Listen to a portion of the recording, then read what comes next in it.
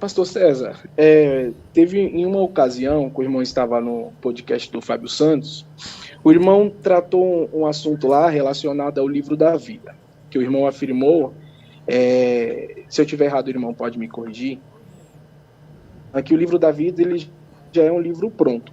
Sendo assim, que tá cortando o áudio. O livro da vida é o quê? O livro da vida, ele já é um livro pronto, como o senhor tinha afirmado lá no podcast do Fábio Santos, certo? Uhum. Então, sendo assim, Deus sabe quem vai ser salvo, ao ponto que os nomes já estão escritos lá, não porque Deus determinou como os nossos irmãos calvinistas, mas porque Deus é um Deus onisciente, sabendo de tudo, de todos, a todo tempo, sem ter determinado nada, certo? Isso. Vamos lá. Sendo assim, a pergunta que eu tenho a fazer é muito simples a minha pergunta. Quando Judas, na verdade, ele é chamado por Jesus, e em uma das ocasiões lá que Jesus promete um dos 12 tronos, naquele momento ele está salvo, certo? Sim. Naquele exato momento, a pergunta o nome de Judas, ele está escrito no livro da vida, sendo que ele é salvo naquele exato momento? E a outra pergunta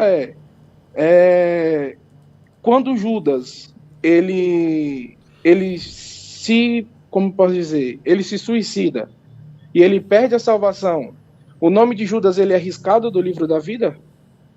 Boas perguntas. Obrigado, meu irmão. Deus abençoe. Por nada. Deus abençoe. Amém. Vamos lá. O que a gente tem para trabalhar é o que está revelado na Bíblia, né? Essa história de que a pessoa tem o nome escrito e depois apagado no meio da história, né? É mais uma perspectiva de alguns irmãos do que exatamente um texto bíblico, tá certo? Do que exatamente um texto bíblico. Vamos lá. O Apocalipse 17:8 diz assim: os que habitam sobre a terra se admirarão, cujos nomes não estão no livro da vida desde a fundação do mundo, né? Vendo a besta que era, que não é e tal. Então, ali está falando de um livro preenchido previamente e tal. Existem outros textos também apoiando essa ideia. Agora, o pastor Deró está me ajudando aqui. Apocalipse capítulo 3, versículo 5. Vamos lá. Se tiver fácil aí, pastor, mas eu posso abrir aqui. O que vencer será vestido de vestes brancas e de maneira nenhuma riscarei. Isso. O seu Isso nome quer dizer que pode ser riscado. no livro da vida. Agora, a gente tem que entender que quando a gente vai falar sobre qualquer coisa sobre o atributo de Deus, a gente sabe desse atributo por revelação. E não porque a gente é inteligente, porque a gente é bom, porque a gente conhece, porque a gente sabe, a gente estudou. Não.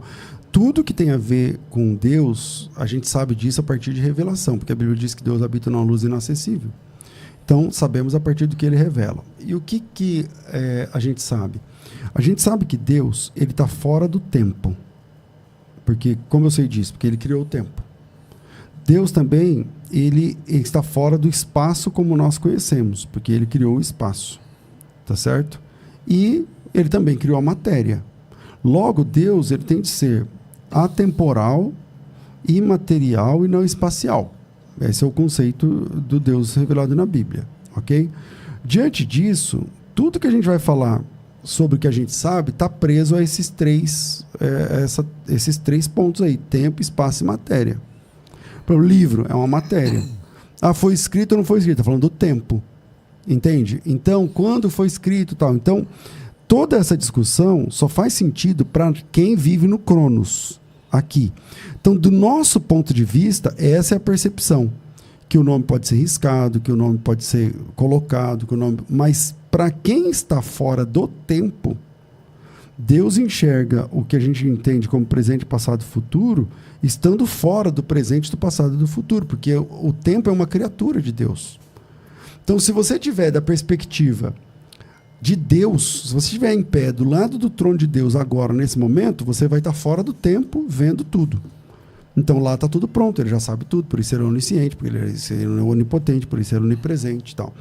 Mas se você estiver aqui no Cronos, no dia a dia, então você aceita Jesus, você é regenerado pelo Espírito Santo em um período X do tempo. Só que Deus, ele habita num ponto onde, e ele também é todo-poderoso, então ele consegue, ele tem essa capacidade de saber tudo sobre todos, de forma que a queda você falou de Judas, né? Não surpreendeu Deus, mas é uma queda, ele caiu. Assim como a queda de Adão não surpreendeu Deus, mas o Adão caiu, ou seja, não é que o Adão não tivesse caído, não, ele caiu, o Adão falhou. Deus deu uma ordem para ele e ele não obedeceu, por isso ele caiu. E sofreu a consequência da queda. Agora, essa queda não foi surpresa para a Trindade. Então, eu não sei por isso eu não me considero exatamente um arminiano, né, clássico e tal, porque eu entendo que a pessoa de Deus, por estar fora do tempo e do espaço, ele tem todo esse alcance. Enquanto que nós, seres humanos, não temos. Então, eu estou pregando para você, nunca teve Jesus na sua vida, você nunca se converteu, nem nada, e aí você me encontra, a gente começa a te evangelizar, e você vai a Cristo, você decide ir a Cristo. Então, para mim e para você, esse é o seu momento de transformação. E ele é real, e ele é verdadeiro, e é verdade isso. Agora, Deus já sabia ou não sabia? Deus já sabia. Por isso, para Deus, o livro da vida não tem surpresas. Deus não vai acessar o livro da vida para descobrir quem está lá ou quem não está. Ele já sabe todas as coisas.